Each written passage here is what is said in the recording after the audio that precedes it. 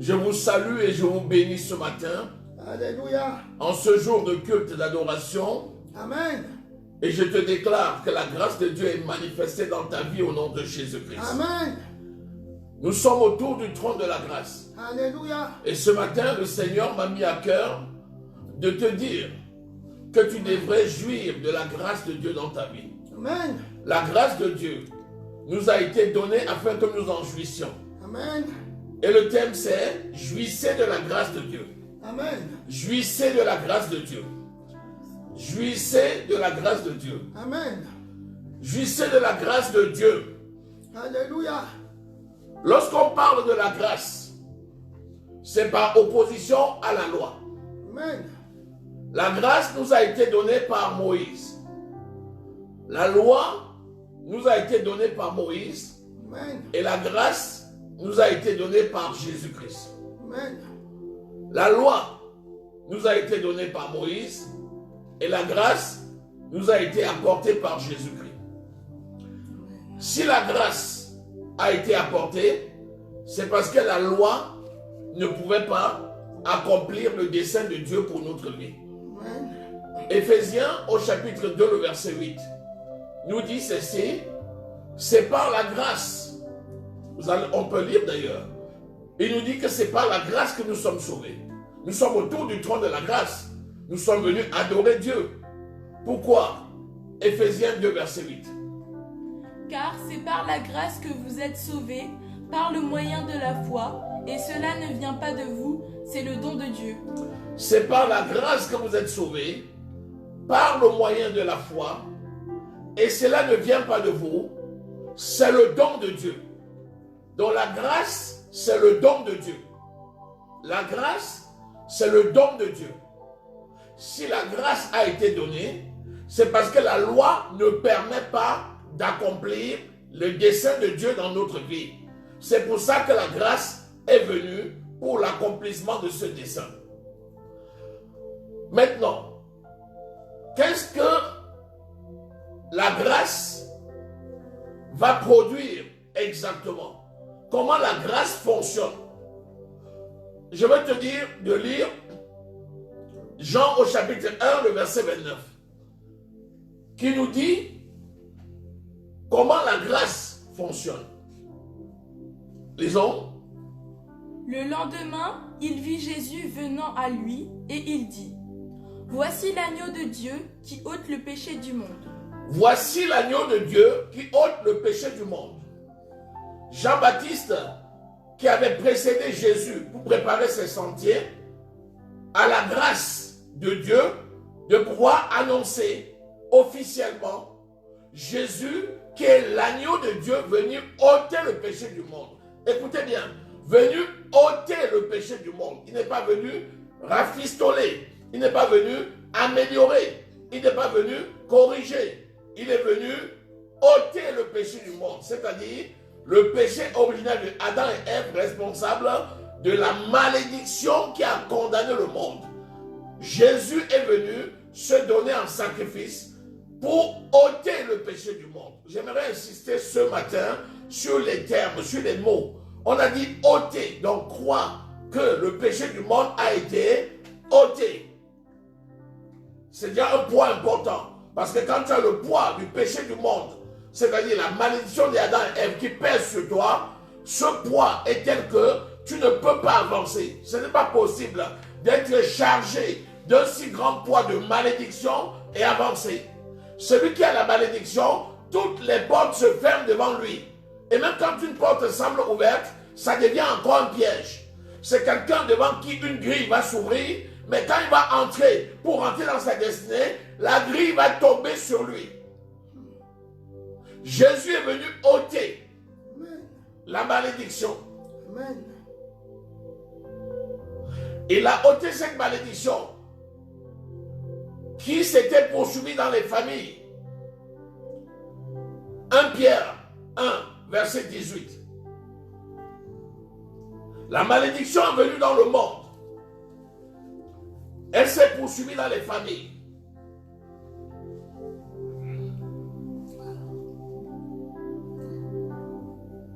Pierre 1, 18. Je lis au nom de Jésus. Jésus. Sachant que ce n'est pas par des choses périssables, par de l'argent ou de l'or, que vous avez été rachetés de la vaine manière de vivre que vous avez hérité de vos pères, mais par le sang précieux de Christ, comme un agneau sans défaut et sans tache. Sachant que ce n'est pas par de l'or, ni de l'argent, ni des biens précieux, des choses qui sont dites périssables, que vous avez été sauvés de la vaine manière de vivre que vous aviez hérité de vos pères. Donc la malédiction d'Adam et Ève s'est poursuivie dans leur descendance. Puisqu'ils ont eu des enfants, Dieu a dit, allez, multipliez, remplissez la terre. Et cette malédiction s'est poursuivie dans les familles. Mais le même sang qui a ôté la malédiction du péché d'Adam et Ève s'est poursuivi pour délivrer chacun de la malédiction héritée des familles. Les malédictions générationnelles qui suivent une famille. Et la malédiction familiale s'étend dans toute la famille et est entretenue sur des autels, sur des sanctuaires, sur lesquels on donne en sacrifice les coqs, les moutons, les poulets, parfois même des sacrifices humains. La parole de Dieu te dit que ces sangs-là ne peuvent pas ôter le péché, mais seulement le sang de Jésus qui s'est donné en sacrifice. L'agneau de Dieu est venu remplacer toutes ces offrandes-là en sacrifice sur la croix du Calvaire, afin que nous soyons délivrés de la manière de vivre, la vaine manière de vivre héritée de nos familles. Et le Seigneur Jésus a poursuivi jusqu'à nous pour nous délivrer tous de la mauvaise manière de vivre de chacun. Lisons Hébreux au chapitre 9, verset 4. Hébreux 9, verset 14. Le Seigneur parle de la délivrance du monde. Il s'occupe particulièrement des familles et il s'occupe particulièrement de nous. Pourquoi? Ce n'est pas seulement le Dieu qui agit dans la globalité, mais c'est le Dieu qui a personnalisé sa prise en charge. Et ça, c'est important. Les hommes. Combien plus le sang de Christ qui, par un esprit éternel, s'est offert lui-même sans tache à Dieu, purifiera-t-il votre confiance des œuvres mortes afin que vous serviez le Dieu vivant? Vous voyez, Jésus maintenant en est arrivé à chacun d'entre nous et sa mission, c'est que le même sang qui a coulé à la croix purifie la conscience de chacun des œuvres mortes. C'est quoi les œuvres mortes? C'est tout ce que l'on peut faire qui ne glorifie pas Dieu. La pensée de la mort, la pensée de la maladie, la pensée de l'échec, la pensée du mal, la pensée du péché. Si quelqu'un est inondé par l'idée de la pornographie, le sang de Jésus purifie sa pensée. Si quelqu'un est hanté par l'idée de la mort, le sang de Jésus vient purifier sa conscience des œuvres mortes. Pourquoi? Parce que la conscience des œuvres mortes sont plus dangereuses que les œuvres mortes elles-mêmes. Quand tu as conscience de la mort, c'est cette conscience de la mort qui va t'amener à la mort. Si tu as conscience de la maladie, c'est la conscience de la maladie qui t'amène à la mort. Et le sang de Jésus est encore actif aujourd'hui et purifie notre conscience des œuvres mortes. Ça veut dire que la prise en charge est individuelle. Amen, amen. Rappelle-toi qu'aucun péché n'est commis sans avoir au préalable été conçu. Jacques nous dit ça. Nous sommes amorcés par notre propre convoitise. Et quand la convoitise a conçu, elle va engendrer le péché. Et quand le péché est consommé, il va engendrer la mort. Donc, il n'y a pas d'acte, il n'y a pas de péché qui n'ait été conçu dans ton esprit. Par conséquent, le sang de Jésus vient pour purifier ta conscience des œuvres mortes. Amen. Et te permettre chaque jour de marcher dans la victoire aussi parfait que Dieu est parfait. Alléluia. Et c'est ça qu'on appelle la grâce. Amen, amen. Écoutez-moi bien. La parole de Dieu nous dit que celui qui vit par la loi, celui qui pratique toute la loi, vivra par la loi. Celui qui pratique toute la loi, vivra par la loi. Donc, la loi consiste à faire. Que dit la parole de Dieu? Romains au chapitre 10. Il dit, c'est en croyant du cœur, le verset 9, c'est en croyant du cœur qu'on parvient à la justice et c'est en déclarant de la bouche qu'on parvient au salut. Donc, la loi fait, la loi travaille, la grâce croit et parle. La loi travaille, la grâce croit et parle. Alléluia. Ça veut dire que celui qui vit sous la loi, il va manger à la sueur de son front. Il va travailler comment? Il va travailler comme un éléphant et il va manger comme une fourmi. Celui qui vit selon la loi, il mangera du fruit de son travail. Il va travailler. Il va souffrir. Le front va suinter de sueur pour tirer une subsistance.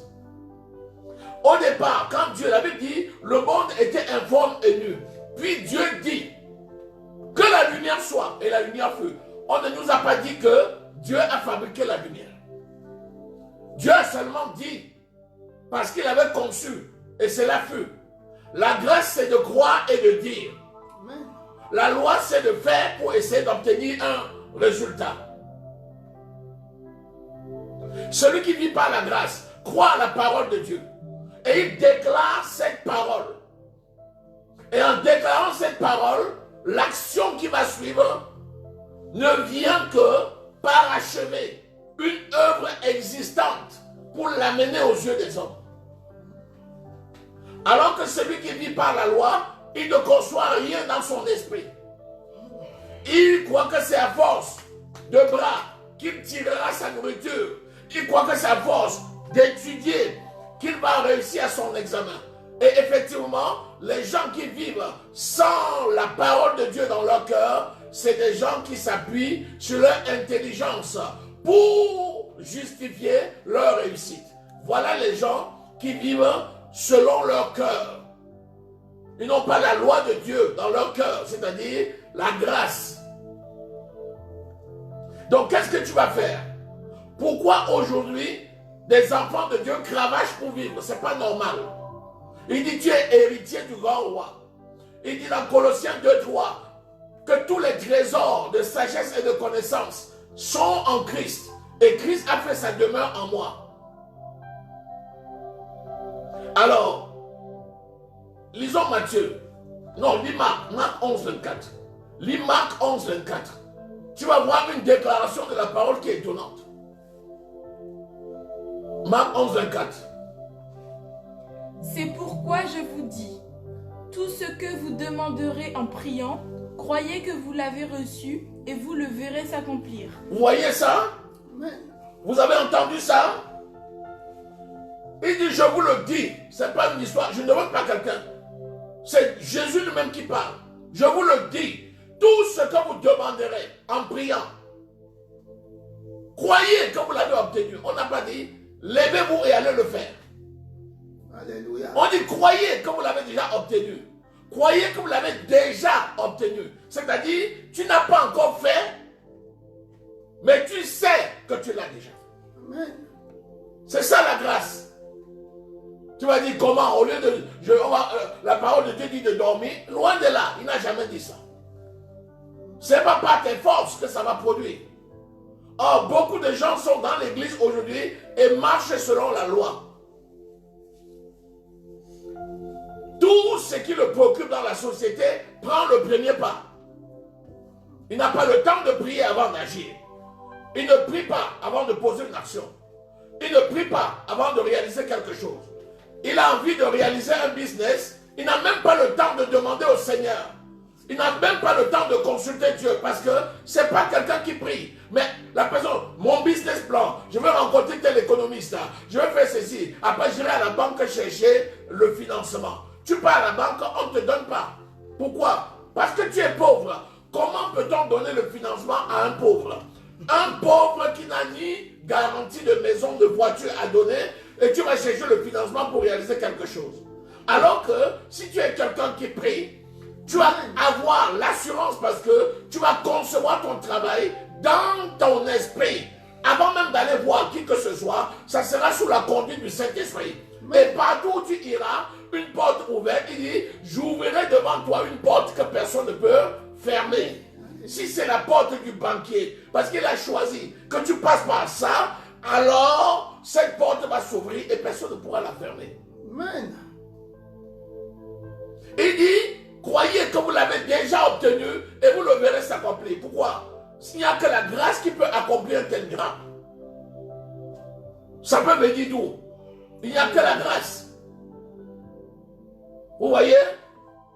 Le monde entier, Jésus a payé le prix, le sang a coulé.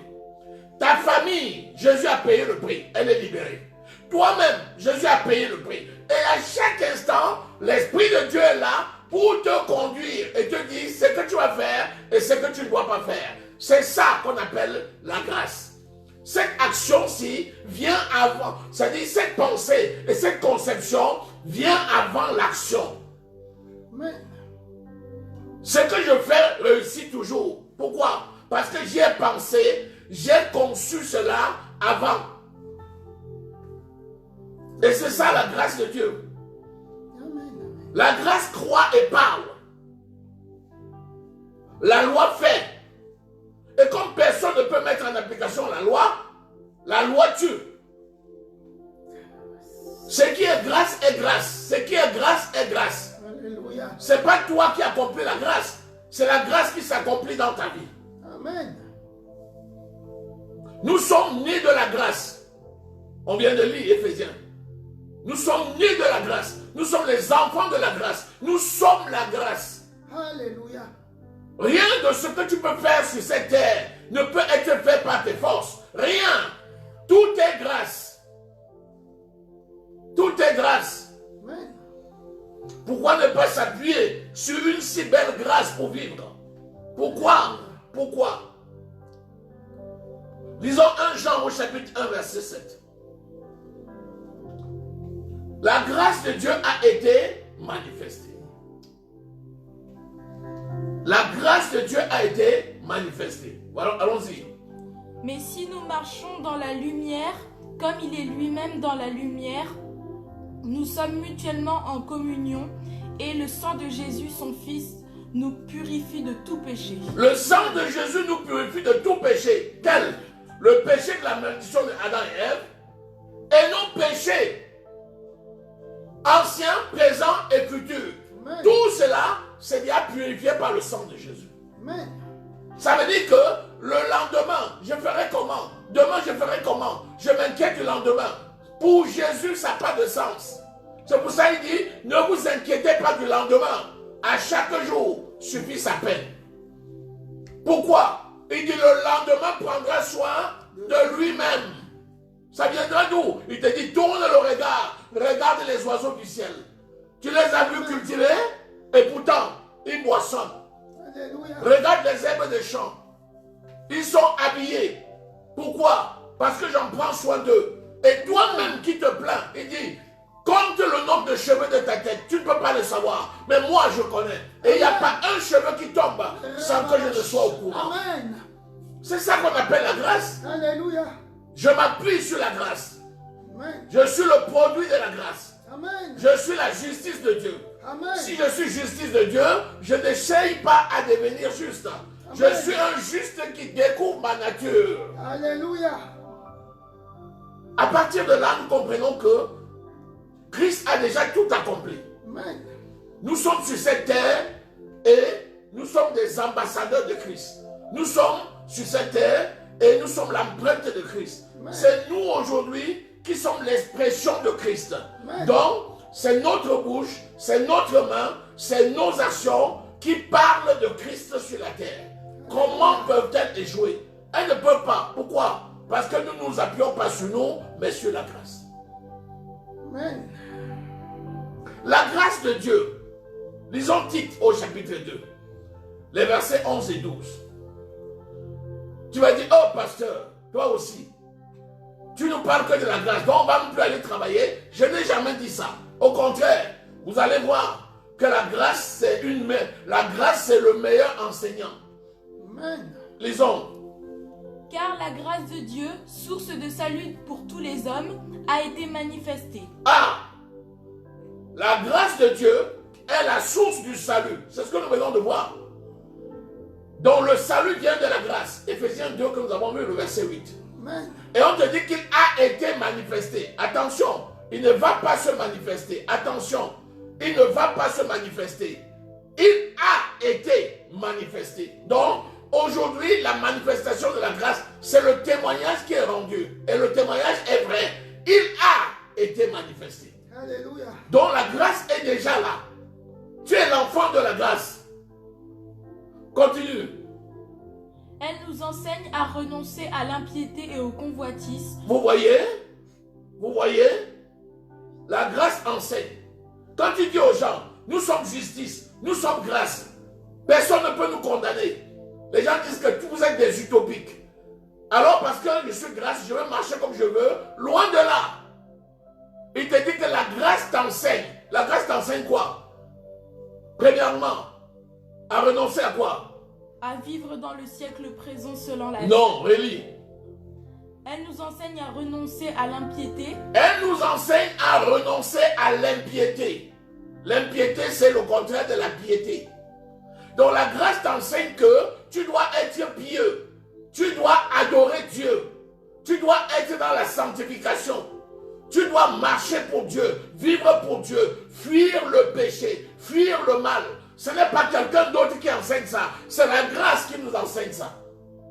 C'est la grâce qui nous dit, dans Romains 6, 14, le péché ne dominera pas sur toi, car tu n'es plus sous la loi, mais sous la grâce. Pourquoi? La grâce va t'enseigner les stratégies pour dominer le péché. Alléluia. Alors que la loi te condamne. La loi te condamne. Alléluia. Comment je vais faire pour arrêter de me masturber? Ça fait 20 ans que je me masturbe. Qu'est-ce que je vais faire? Tout le temps que tu arrives à l'église, la loi te condamne. Tu crois que tu es vraiment un enfant de Dieu? Avec ta condition là, qu'est-ce que tu as fait hier? Certains jours tu te lèves, tu dis est-ce que c'est même la peine? Tu te décourages, tu restes à la maison. Un jour tu ne viens plus à l'église. Après tu dis c'est moi qui connais ma vie. Est-ce qu'on peut être sauvé comme ça? Qui t'a trompé? La grâce de Dieu s'est manifestée alors que tu étais encore dans la boue. Alléluia. Il n'y avait pas que la masturbation, il y avait encore autre chose que tu faisais. Mais le Seigneur s'est révélé à toi. Et quelqu'un t'a prêché l'évangile. Et tu as cru. Le Seigneur ne savait-il pas que tu faisais ça? Il connaissait. Et pourtant, quand il t'a appelé, tu arrives. Il prend les gens d'abord comme ils sont. Et ensuite, la même grâce qui t'a amené à lui va t'enseigner maintenant comment tu vas faire pour t'en sortir. Ne sais-tu pas que tu es roi et sacrificateur? Ne sais-tu pas que un roi, c'est celui qui fait les décrets, et un sacrificateur, c'est celui qui reste dans le sanctuaire? Dès que tu connais cette nature, la grâce t'enseigne que tu dois être l'exemple. Comment peux-tu aller faire le sacrifice dans le lieu très haut pour des gens alors que toi-même n'es pas le modèle? Et la grâce t'enseigne que les sacrificateurs de l'ancienne alliance, quand ils allaient dans ces conditions, ils mouraient. Mais la grâce te dit, toi, qui es devenu un modèle, tu dois pouvoir être l'expression de Christ. Et la grâce t'enseigne comment tu vas pouvoir sortir. Et réellement, tu sors de cette situation. La grâce parle, la grâce enseigne, la grâce nous donne la victoire. Elle est source du salut, mais c'est aussi elle qui enseigne à marcher dans la piété. Amen. Ensuite, Et aux convoitises mondaines. aux convoitises mondaines. Pourquoi peux-tu convoiter les choses du monde alors que tu es toi-même héritier de Christ? La grâce te montre que tu as tout hérité en Jésus. Nous venons de lire Marc 11, verset 24, qui dit tout ce que vous demandez en priant, croyez que vous l'avez déjà obtenu et vous le verrez s'accomplir. Comment peux-tu être le propriétaire de tout? Il dit dans la Bible, tout est à vous. Tu ne peux pas être le propriétaire de tout et vivre en convoitant les choses de ce monde. Alléluia. Les choses de ce monde, ce sont des biens périssables. Toi, tu as déjà reçu celui qui est impérissable. Et c'est toi qui contrôles, parce que tu as la capacité à posséder les biens de ce monde. Amen. Comment peux-tu donc courir après les biens de ce monde au point de ne plus adorer ton Dieu? Tu vois, c'est là où la grâce nous rend un service extraordinaire. La grâce a déjà fait et elle nous conduit dans notre victoire. Amen. Contrairement à la loi qui n'a rien fait et qui t'oblige à faire un parcours que tu ne peux pas faire. Résultat des courses, la grâce sauve et la loi tue. Alléluia. Continue. Et à vivre dans le siècle présent, selon la sagesse, la justice et la piété. Vous comprenez? La grâce nous apprend à vivre dans le siècle présent, maintenant, là, sur terre. Toi qui m'écoutes là, toi qui me regardes là, là dans ta maison, dans ta vie, dans ta cité, dans ton travail, c'est la grâce qui peut t'enseigner à vivre dans la piété. Amen. Dans quoi d'autre? Dans la sagesse. La sagesse. La sagesse, c'est quoi? C'est savoir toujours faire les bonnes choses au bon moment pour la bonne cause. Et la sagesse vient de Dieu. Et seule la grâce peut t'aider à le faire. Et quoi d'autre? La justice. Et la justice. Sans la grâce, tu ne peux pas avoir la conscience que non seulement tu es justice de Dieu, mais encore tu dois marcher dans la droiture. Donc la grâce de Dieu nous apprend à marcher dans la conscience de ce que nous sommes et sur le bon chemin de la gloire. Amen. Vous voyez que la grâce n'est pas que là pour nous conduire au salut, mais la grâce est aussi là pour nous enseigner comment marcher dans ce monde. Je te dis, mon frère, ma soeur, sans la grâce, tu ne peux absolument rien faire. Si tu n'acceptes pas la grâce, tu ne peux rien faire. Tu vas cravacher, travailler comme un éléphant toute ta vie, manger comme une fourmi et à la fin, aller en enfer. Alors que si tu marches dans la grâce de Dieu, en acceptant Jésus comme Seigneur et Sauveur, et en considérant que tout est accompli, en restant attaché à la parole de Dieu qui t'est révélée par le Saint-Esprit, et en rendant un culte à Dieu dans ce monde, au travers de tes semblables, de façon digne dans la manifestation de l'amour, je t'assure, tu es garanti dans tous les domaines de la vie et tu mènes une vie heureuse, longue et paisible sur terre. Amen. N'accepte plus de marcher selon la loi. Quelqu'un me dit, mais la loi de Moïse, la loi de Moïse est accomplie.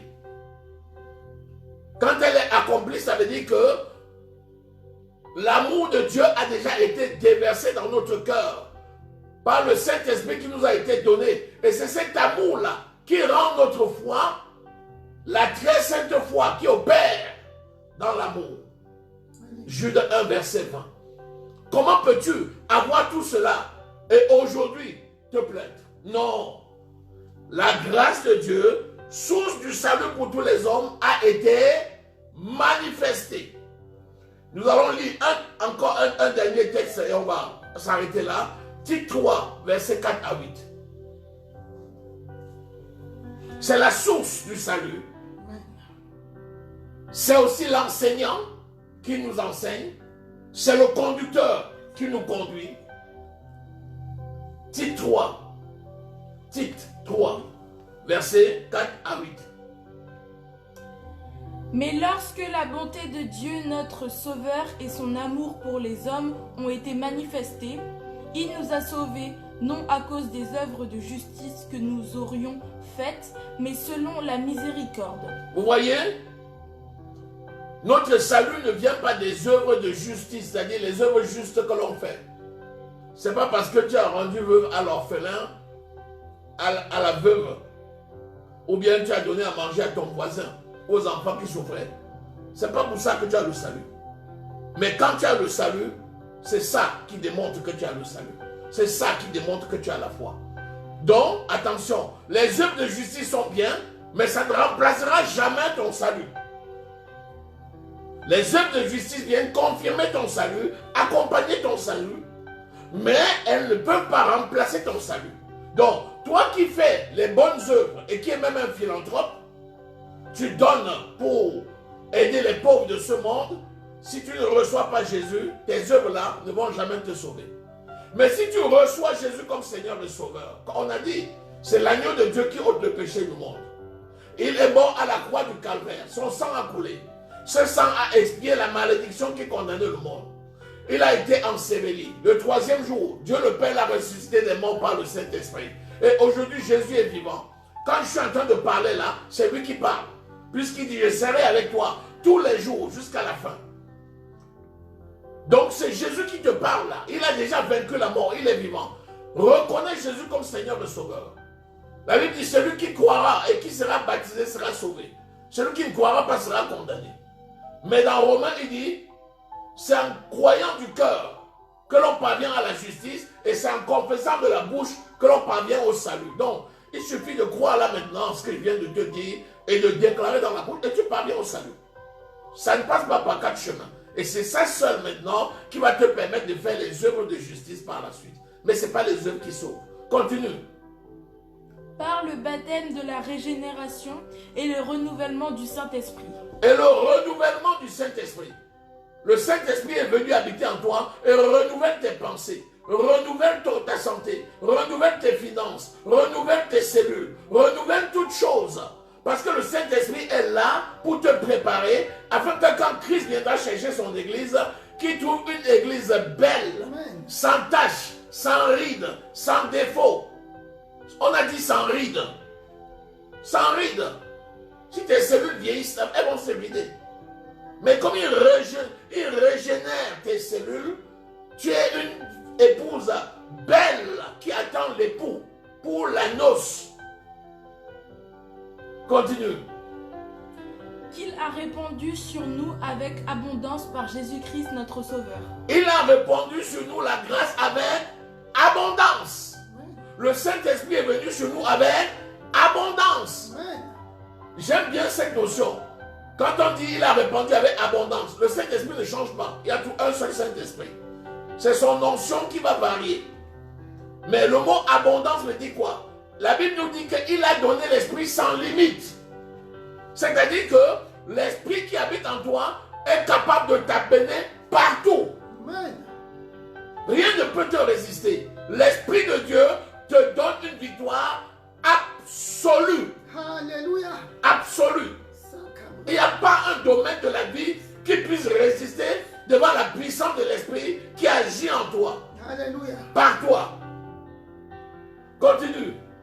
Afin que, justifiés par sa grâce, nous devenions en espérance héritiers de la vie éternelle. Vous voyez, nous avons hérité de la vie éternelle.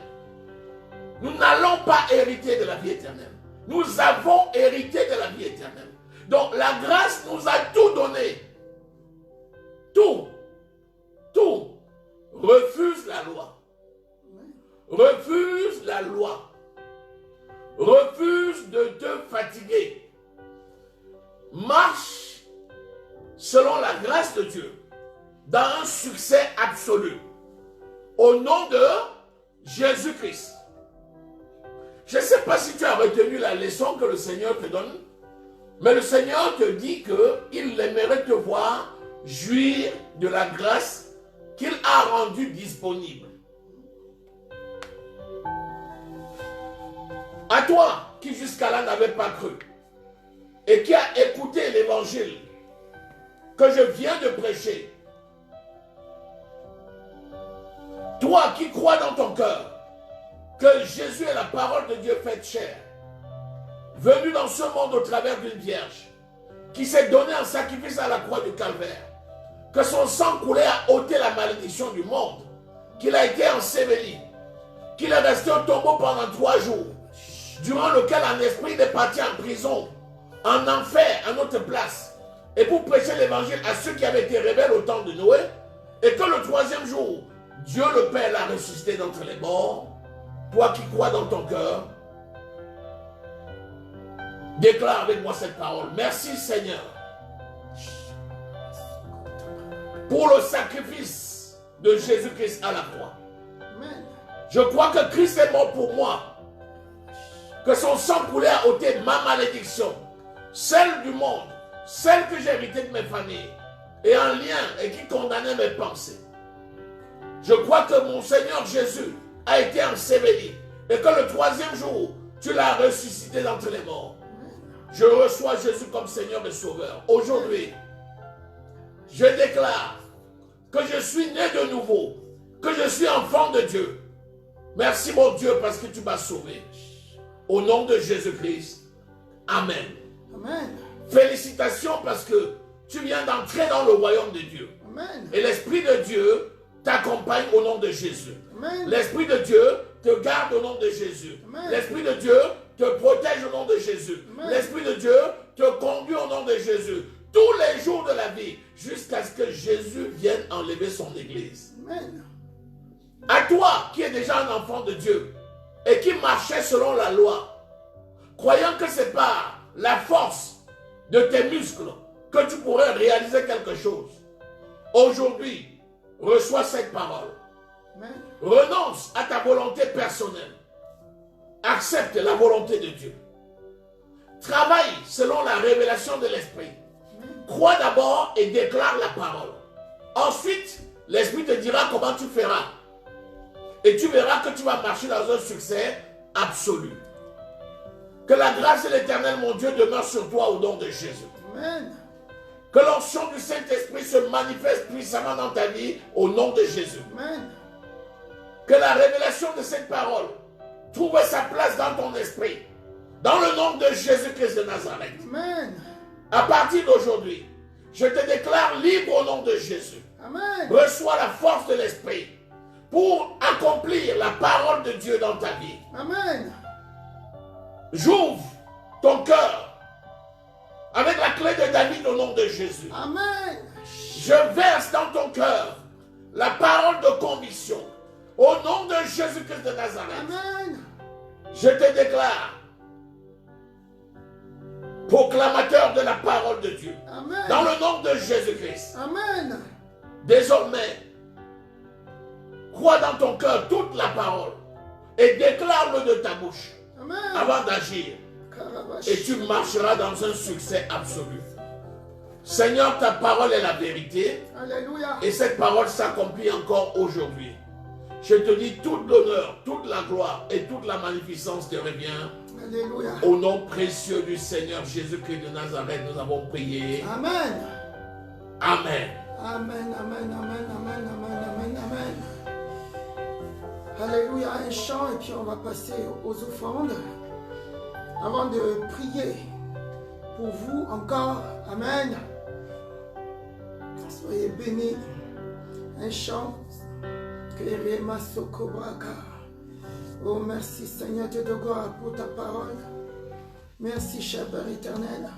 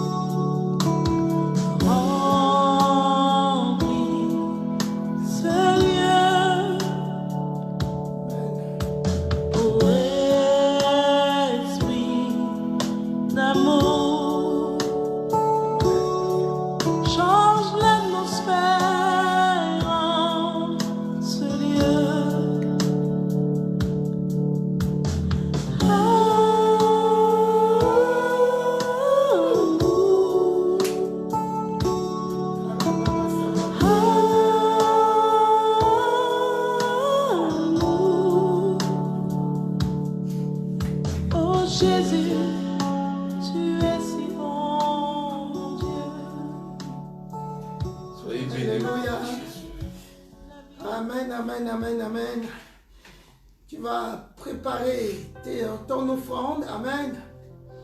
Et l'apôtre Hubert va proclamer des paroles de bénédiction par rapport à ton offrande au nom de Jésus. Prépare ton offrande. Préparons notre offrande. Préparons les dîmes au nom de Jésus. Alléluia.